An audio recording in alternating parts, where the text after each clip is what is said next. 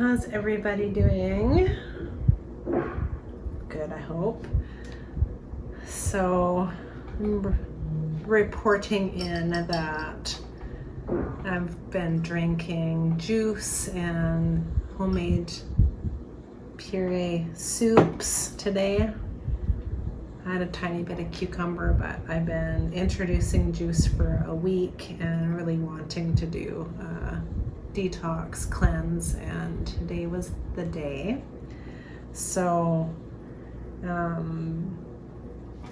don't know how long I'll do, see how long I last, but I'd like to do a week. That would be that's my goal. And it's Monday today, so say if I can do Monday to Thursday at least, that'd be amazing.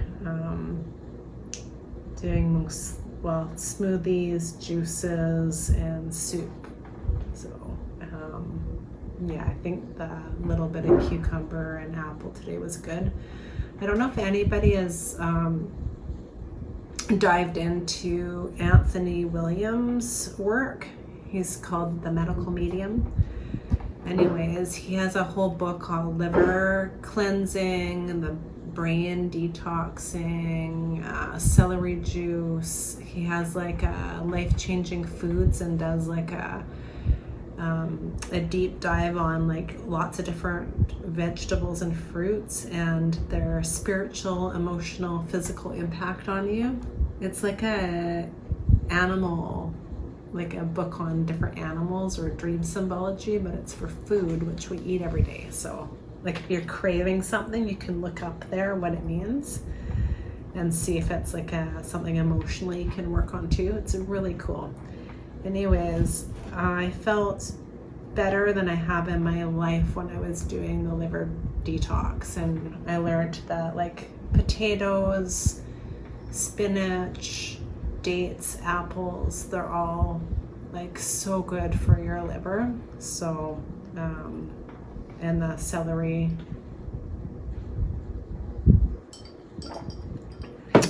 If you are a mom and have a kid that's got eczema, you can introduce like an 8-ounce glass of celery every morning and not even change anything else, and it's almost miraculous, the shift that happens. I've seen so many people heal just from drinking celery. It's wild. Anyways, another healthy thing has been the book club for me. I've been really enjoying it, and I really needed to surrender to life's flows. So I am gonna read the next chapter, chapter 8. It's called Unexpected Inspiration. Should be fun. I had grown a lot through my experiences in Mexico. Learning to embrace life as it unfolded around me was new to me, and the results had been very freeing. By the time I returned to Gainesville, my heart and my mind were much more at peace. Problem was, I had no place to live.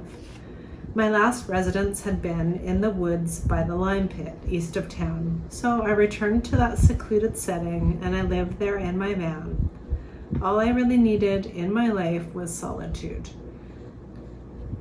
The discipline of my ever-increasing practices and a minimal amount of food.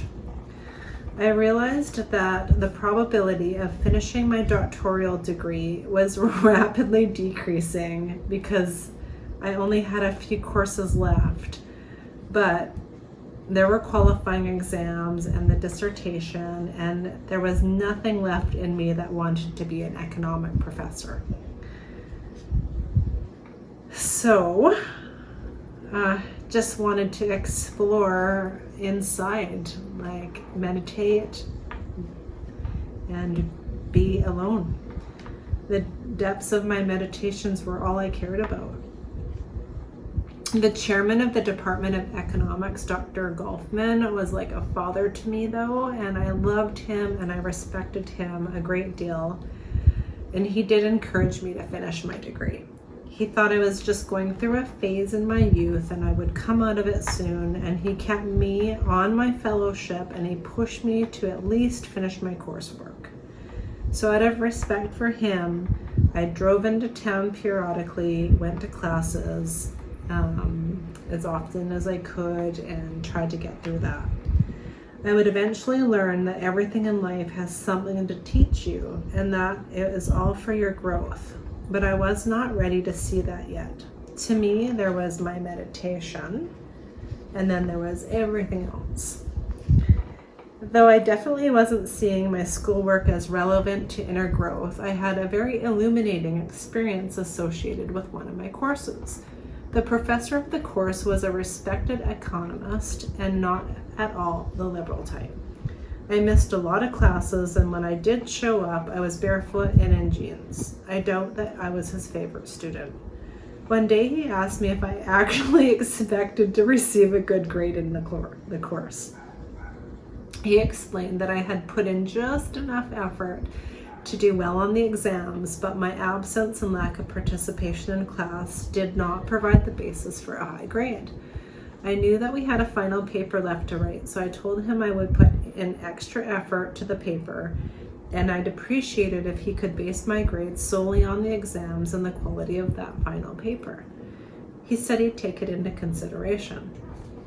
When the time came to write the final paper for the course, I knew my mental state was not conducive to going to a library and trying to learn enough to write a great paper. I had been meditating a lot, and in my mind was very still. There was no way that I was going to spend days researching and thinking about the topic. I would have to find a different method if I was going to write this great paper. So one evening, I gathered up a bunch of writing pads, a few pens, and after meditation, I lit the kerosene lamp and sat at a fold-out table in my van. I began by telling myself that I really didn't care what grade I got in the class, since I probably wouldn't finish my degree anyways. This removed any mental and emotional pressure.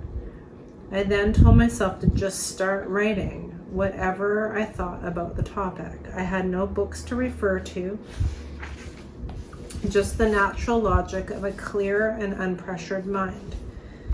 So I began to write and thoughts began to flow. This is totally what we were talking about in a previous video about automatic writing and how about creativity, the unicorn card, remember? Like about creativity, and I challenged everybody to do something creative this week. So this is cool.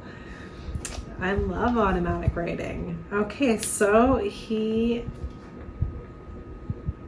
was using it for a paper. It's so creative. Okay. I did not worry about what I was writing or second guess my thoughts. I was very much like a meditation. I kept my personal self out of it completely and just let unbridled inspiration flow. At some point in the process, a flash of inspiration welled up inside of me. I went from not knowing what I was going to do with the paper to knowing exactly what I was going to write. It was as though a cloud of knowing instantly formed behind the quiet mind. It happened as fast and powerful as a flash of lightning. Okay, I haven't really had that flash of lightning, but that is cool. It happened for him.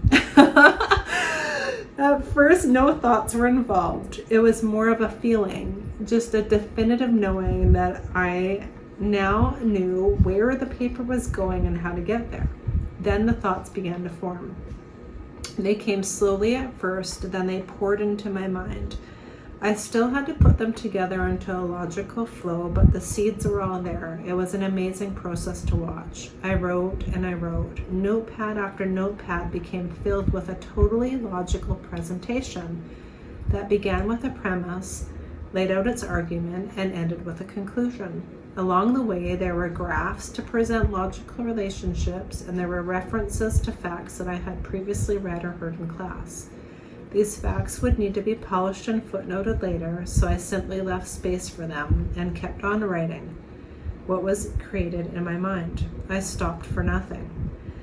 There was no worrying or judgment, good or bad. I just allowed the process to unfold. When artists create a work, they first get the inspiration and then they bring it down through the physical into reality. That process is exactly what happened to me that night alone in my van.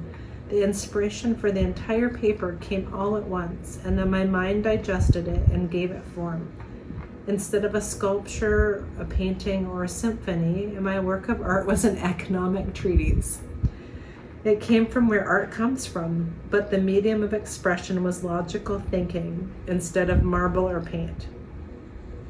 I had no idea where that spark of inspiration came from.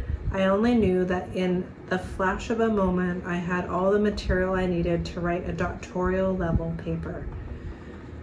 I took the next few days to clean up the rough draft, type it out, turn it in. The final type paper was over 30 pages long. Not only did I receive an A for that course, but when my professor returned my paper, he asked me if I would consider doing my dissertation under him. I was humbled. As evidence from this recounting 40 years later, the experience that night had a profound effect on me. I had clearly seen the difference between creative inspiration and logical thought. I knew where thoughts came from, but where did inspiration come from? It came from a much deeper place than where I witnessed thoughts. It came spontaneously, in total silence, with no effort or commotion. No matter how hard I might have tried, I could never have written that paper based solely on the efforts of my logical mind. I wondered then if there was a way to tap into that brilliance of that inspiration on a regular basis. It would be years, but eventually I would learn that one can constantly live in that state of creative inspiration. Amazing. That's it.